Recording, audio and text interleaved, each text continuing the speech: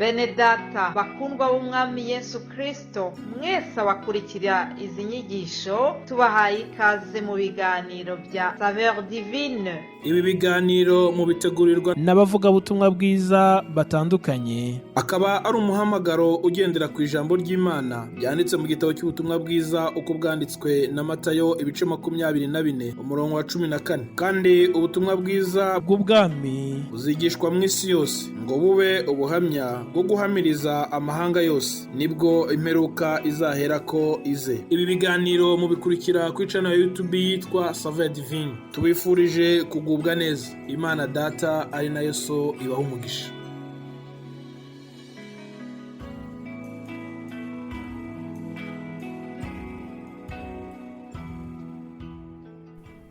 Yesu ashimwe bakundwa bene data, nshuti z'umusaraba mwese abakurikira ibi biganiro byacu bya Saveur Divine.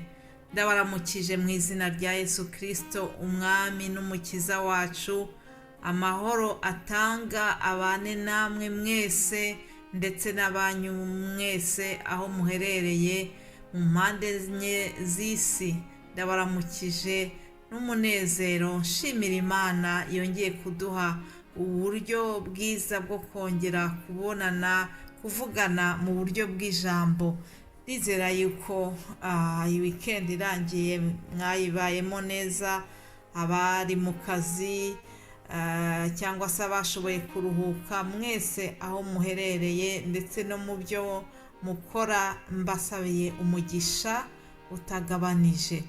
Habwo umugisha mwebwe abakurikira ibi biganiro byacu, basabiye umugisha mwebwe abadushyigikira ku buryo ubu n'ubu. Imana dukorera ni ukuri ntikibagirwe buri kintu cyose cyiza mwakoze mu gushyigikira uyu muhamagaro mwiza wa Saveur Divine, umuhamagaro ushingiye ku ivugabutumwa ndetse no kuzana abantu kuri Kristo Yesu. Nta yindi ntego yacu dufite uretse kwamamaza ubutumwa bwiza, kuko tuzi neza yuko mu ijambo ry'Imana harimo imbaraga zihindura imitima y'abantu, imbaraga zikiza ibyaha, imbaraga zikiza n'indwara. Haleluya! Ijambo ry'Imana rikubiyemo byinshi. Rero muhabwe umugisha mwese abarikurikira, ndetse mushoboye no kubisangiza abandi hirya no hino. Twese twaba turi gukora uwo murimo mwiza wo kwamamaza ubutumwa bwiza bwa Yesu Kristo. Imana ibaha umugisha. Rero ikaze muri iki kiganiro cyo kuwa mbere, dutangiye icyumweru cya kabiri cy'uku kwezi kwa gatanu. Ndashimira Uwiteka ukomeje kuturinda, ndashimira uburinzi bwe twabonye mu buzima bwacu. Wowe unyumva, niba nawe ugihumeka, haracyari ibyiringiro. Imana ishimwe rero, kuko yongeye kumpa uburyo bwiza bwo kuza kuganira namwe. Mbifurije gutangira icyumweru neza. Imigisha ya Kristo yose ibabeho mu izina rya Yesu. Reka rero dutangire iki cyumweru cyacu twiragiza Imana. Data wa twese wo mu ijuru, ndagushimiye kubw'urukundo rwawe rwinshi, ndagushimiye kubw'uburinzi bwawe bwabaye kuri twebwe muri uku kwezi kose kwarangiye, tukaba twarinjiye mu kwezi kwa gatanu. Turacyakomeje kubona ineza yawe.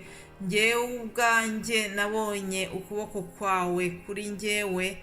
Yesu, ndabigushimiye cyane. Ngushimiye kurindwa kwawe, ngushimiye yuko ugenda unyongerera iminsi yo kubaho, ngushimiye yuko ijwi ryanjye rigisohoka nkashobora kuganiriza ubwoko bwawe, nkashobora kohereza ubu butumwa. Imana, ndabigushimiye cyane. Nzi neza yuko atari uko shitani aba yicaye, oya, ntabwo ari impuhwe ze, ahubwo hari uburinzi budasanzwe bwabaye kuri twebwe twese.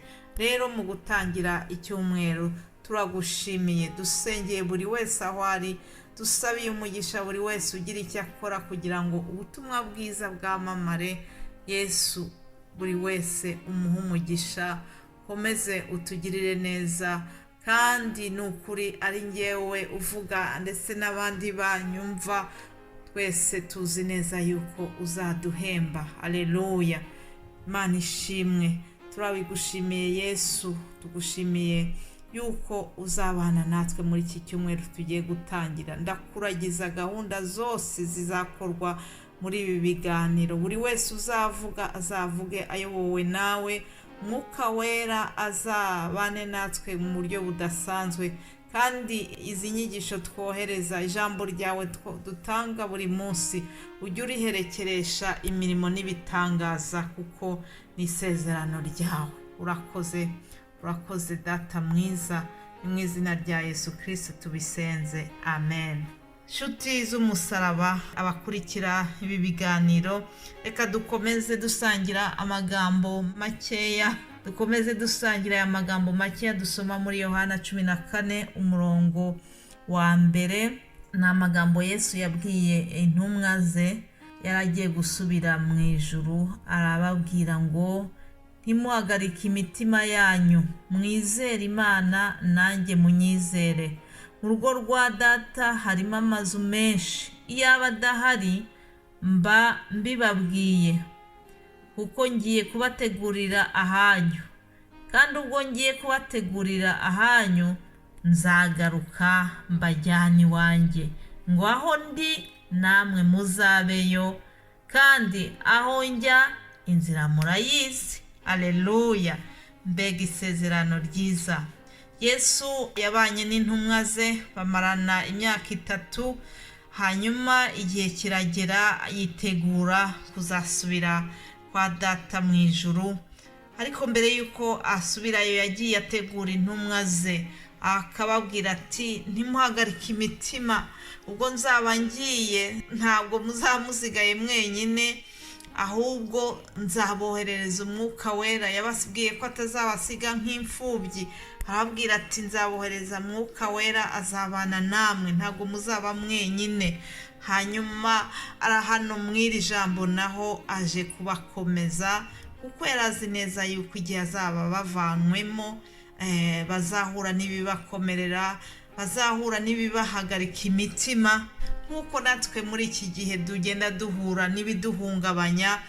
Ariko Yesu wacu akatubwira ngo ntimuhagarike imitima yanyu, ngo ahubwo mwizere Imana Data nanjye munyizere. Haleluya.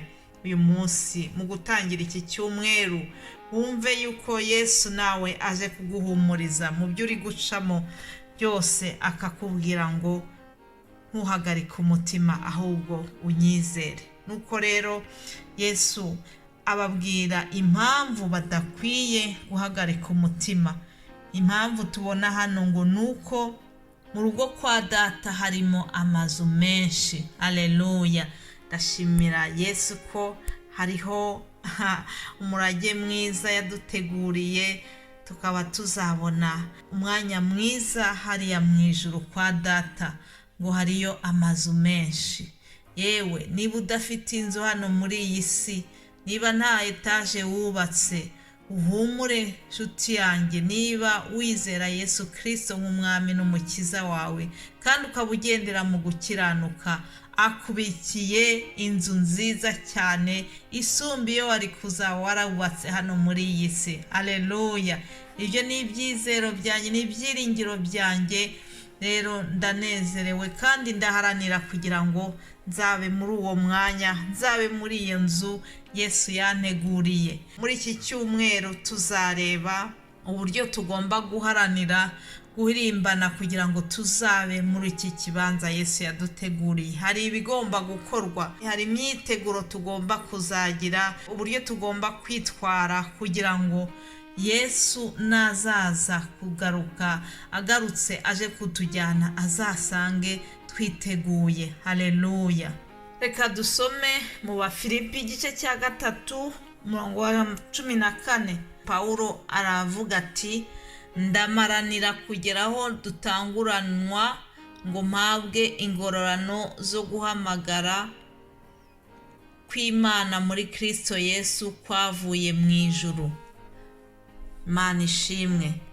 Pawulo aduhaye amakuru y'uburyo ari guharanira kuzagera muri iriya myanya Yesu yaduteguriye. Aravuga ati ndamaranira kugera aho dutanguranwa ngo mpabwe ingororano.